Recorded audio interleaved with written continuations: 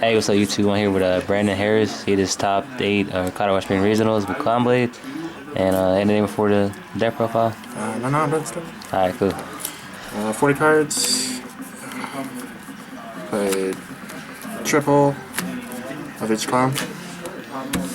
Instead of 2 of each, and the triples.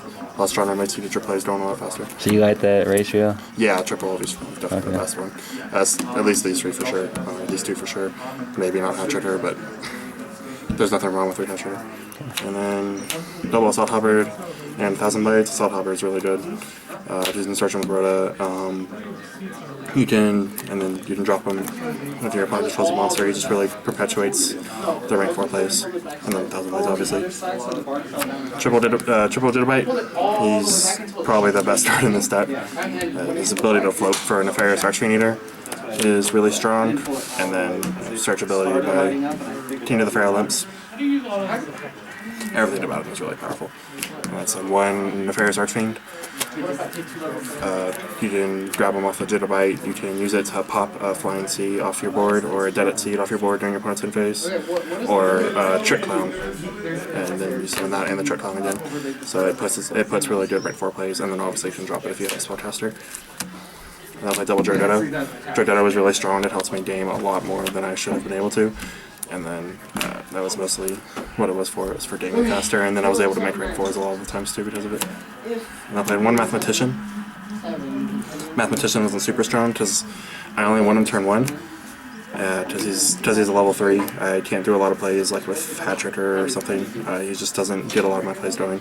So if it's turn 1, I can like send a Damage Juggler and search for Hat Tricker or Trick On or something for my plays from next turn. But other than that, I didn't really win him that much. But the 1 was really solid. Whenever I opened him turn 1, I really liked him. And then if I didn't open turn 1, I probably didn't really see him much that game, so it was perfectly fine. I played triple Battalion C. It wasn't as strong against every deck I played, but it was super strong against Shadows and Necrons and Infernoids, obviously. And the fact that it floated was really strong too, because I could at least set and protect myself. Or I have another level 4 to see with. So the fact that it's a floater was why it was so good at 3, even though it wasn't good against every deck. And then obviously triple Mat C is good against everything except for Clifford's. And there's all monsters.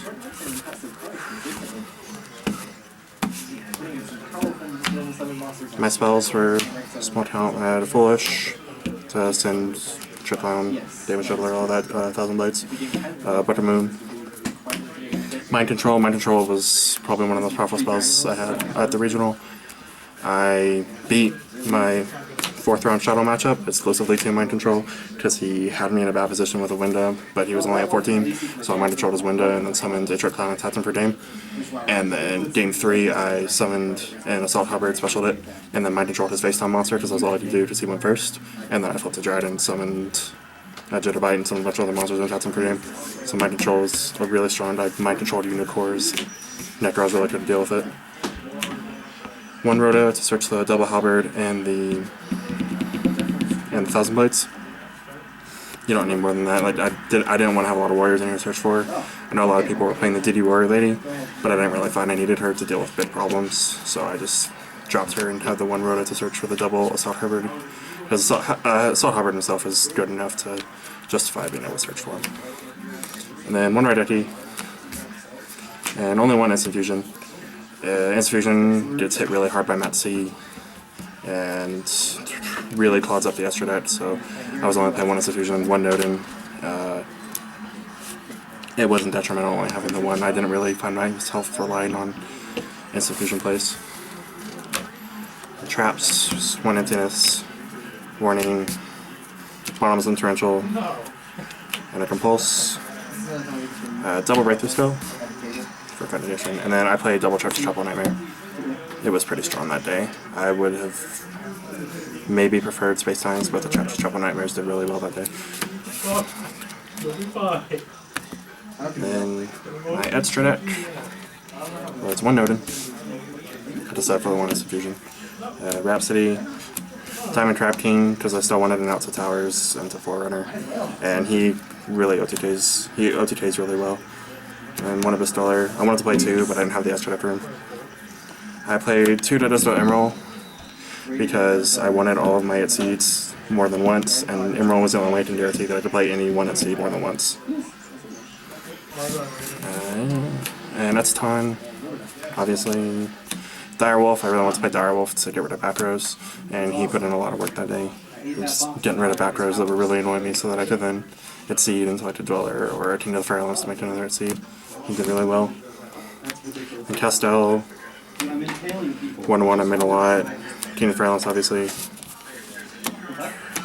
Trapeze Magician, he wasn't as good as I wanted. I didn't really make him a lot, but a few times I did make him, it was going for game, so he did his job there. Master Raid, I was never able to make him while I was going for game, so I ended up just making him to get rid of Shadow Effects while I had a diamond, or to just get rid of Shadow Effects. Like, I didn't want him to fletch ahead for Shadow Fusion, but he ended up not being that good even in that regard, so I'm probably going to drop him. And then 1 Ptolemaeus and 1 Diamond to slow down Shadows and Burning Abyss. What would you drop the one thing for? For the Master Raid? Yeah. Well, I want to play an SYZ Dark Rebellion Dragon. I don't actually have the 2 Castels, one's borrowed, so I don't know which 2 cards I want. But SYZ Rebellion Dragon for sure. This card just doesn't do enough though, so I'd rather have something more versatile. Maybe the Second Dweller. Okay. And then my side deck, I played a Kaiku for Nekroz and Infernoids.